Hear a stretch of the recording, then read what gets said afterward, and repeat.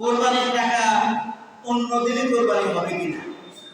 তো আপনার টাকা পয়সা আছে, কিন্তু আপনার বন্ধু, আপনার ভাই, আপনার মেয়ের জামাই যদি আপনাকে কোরবানির টাকা দেয়, সেই টাকা দিয়ে কোরবানি দিলে কোরবানি হয়ে যাবে, কোনো অসুবিধা নাই।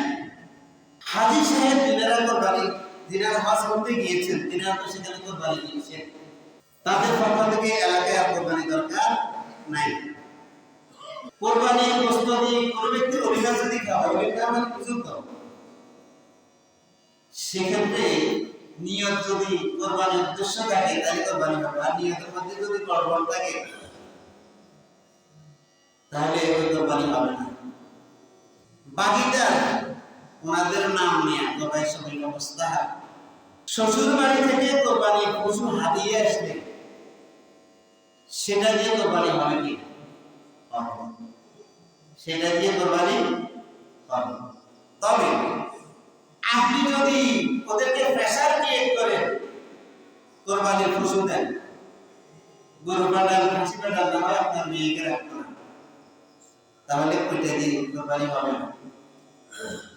আপনাকে ওনাদের স্বেচ্ছায় সব দিতে পারবে, যদি দেয় সেটা দিয়ে কোরবানি করতে পারবেন। কিন্তু আপনি যদি ইশারায় যদি চান তাহলে হবে, সরাসরিও বলতে পারবেন না, প্রত্যক্ষভাবে বলতে পারবেন না, পরোক্ষভাবে বলার কোনো সুযোগ নাই। যদি বলেন ওটা দিয়ে কোরবানি হবে। বর্তমান যুগে বৈদ্যুতিক মেশিন আছে জবাই, ওই বৈদ্যুতিক মেশিন দ্বারা পশু জবাই করলে কোরবানি হবে কিনা? হবে। কোন মুসলমান জবাইয়ের সময় যদি বিসমিল্লাহ বলতে ভুলে যায় হয়ে যাবে, কারণ তার হৃদয়ের মধ্যে বিসমিল্লাহ। তবে ইচ্ছাকৃতভাবে যদি কোনো ব্যক্তি বিসমিল্লাহ না করে তাহলে সেটা হবে না। কোরবানির দিন প্রথম লোকমা গোশত দিয়ে খাওয়ার সুন্নাত, তাহলে আপনি সওয়াব পাবেন। রাসূল সাল্লাল্লাহু আলাইহি ওয়াসাল্লাম এরকম অভ্যাস ছিল, রাসূল সাল্লাল্লাহু আলাইহি ওয়াসাল্লাম ওই দিন প্রথম লোকমা গ্রহণ করতেন কোরবানির গোশত। কোরবানির পশুর রক্ত খাওয়া হারাম। অনেকে পশুর মৃত্যু হওয়ার আগে খাওয়া শুরু করে, এগুলো ঠিক না, এগুলো নাজায়েজ। কোরবানির সাথে আকিকা দেয়া যাবে কিনা? কোরবানির পশুর সাথে দেয়া যাবে, তবে ছাগল দিয়ে করা উত্তম। ভিন্ন দেশে কোরবানি যদি কেউ দেয় সেটাও জায়েজ আছে। পশু কিনছে কোরবানির জন্য, কোরবানির সময় শেষ, তাহলে এই পশুটাকে জবাই করে সদকা দিয়ে দিবে, সেটা খাবে না। মৃত ব্যক্তির পক্ষ থেকেও কোরবানি দেয়া যায়। কোরবানির চামড়ার বিধান, কোরবানির চামড়া আপনি যদি রান্না করে খেতে চান খেতে পারবেন, কোনো অসুবিধা নাই। দাগাঘাত করে যদি আপনি এটাকে মাদুর হিসাবে, বিছনা হিসাবে ব্যবহার করতে চান সেটাও যায়, কোনো অসুবিধা নাই। কিন্তু এটা যদি বিক্রি করেন তাহলে ওই টাকা আপনি দিতে পারবেন, সেটাকে মিসকিনদের মধ্যে, অভাবীদের মধ্যে দান করে দিতে হবে। কোরবানির গোশত অমুসলিমকেও খাওয়ানো যায়, কোনো অসুবিধা নাই। কোরবানির গোশত আপনি ইচ্ছা করলে ফ্রিজে রাখি খেতে পারবেন, ইচ্ছা করলে শুধু খেতে পারবেন। অনেকে কিন্তু গোশতের শুটকি খেতে পছন্দ করে, আপনার সেভাবে যেভাবে ইচ্ছা আপনি সেভাবে খান, কোনো অসুবিধা নাই। অনেকে আবার ফতুয়া দেয় 3 দিনের বেশি কোরবানির গোশত রাখা ঠিক নয়। এই কথাটা ঠিক, 3 দিন আপনি 3 বছর রাখি কেন, অসুবিধা নেই।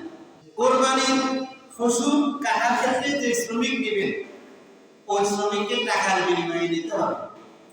তাকে গোশত দেবেন 5 কেজি, 7 কেজি, 10 কেজি, আমি তোমার এত কেজি গোশত দেবো, তুমি আমার এই কাজে সহযোগিতা করলে, এভাবে যায়। এমনিতে আপনি তাকে আলাদাভাবে গোশত দেবেন, সেটা হচ্ছে ভিন্ন কথা।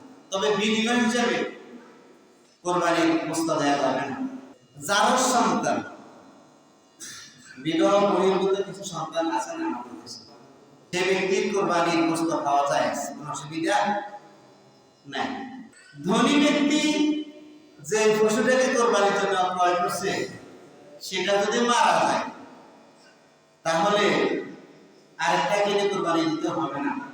কিন্তু যে ব্যক্তি গরিব, যার উপর কোরবানি ওয়াজিব ছিল না, সে নিজে ওয়াজিব করে নিয়েছে, তার পশু যদি মারা যায় সে আরেকটা কিনি কোরবানি দিতে হবে, কারণ তার উপর আল্লাহ ওয়াজিব করেন, সে নিজে ওয়াজিব করে নিয়েছে।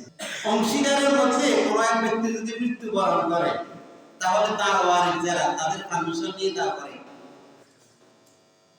পশু জবাই করতে হবে।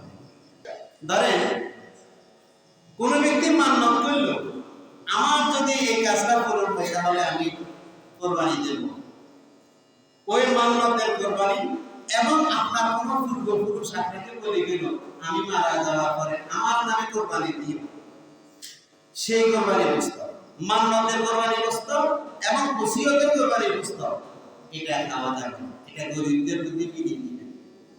কথা ক্লিয়ার হচ্ছে? যদি মুরব্বীরা পূর্বপুরুষরা কেউ বলে যে আমার মৃত্যুর পরে তুমি আমার পক্ষ থেকে কোরবানি দিও, তাহলে সেই কোরবানি প্রস্তাব আপনি দিতে পারবেন। আপনাকে বলে নাই, কিন্তু আপনি যদি স্বেচ্ছায় করেন, ওনার নামে, বাবার নামে, ওনার নামে, যেগুলো একজন পক্ষ থেকে করেন, তাহলে সেটা প্রস্তাব আপনি দিতে পারবেন, আপনার পরিবারের সদস্যরা দিতে পারবেন। কিন্তু মুরব্বীরা কেউ ওসিয়ত করে গেলে সেই ওসিয়তের কোরবানি গোশত আপনার জন্য বৈধ হবে। মুসাফিরের উপর কোরবানি ওয়াজিব নয়। কোরবানির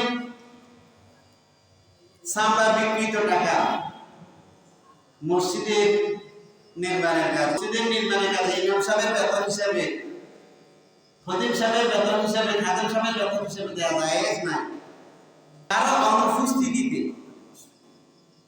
তার পারমিশন ছাড়া তার পক্ষ থেকে কোরবানি করা জায়েজ হবে না। আরেকটা বিষয় খুব জটিল, যে বিষয়ে মানুষ দ্বিধাদ্বন্দ্বে পড়ে যায়।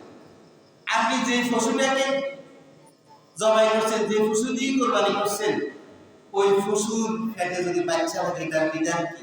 পশুর ফ্যাটে যে বাচ্চা, ওই বাচ্চা যদি জীবিত থাকে, তাহলে আপনি ইচ্ছা করলে সেই পশুর বাচ্চাটাকে জবাই করতে পারবেন এবং সেই গোশত খেতে পারবেন। আবার ইচ্ছা করলে সেই বাচ্চাটাকে লালন পালন করতে পারবেন, পরবর্তীতে খেতে পারবেন, এবং ইচ্ছা করলে পরবর্তী বছর সেই বাচ্চাটা দিয়ে কোরবানিও দিতে পারবেন।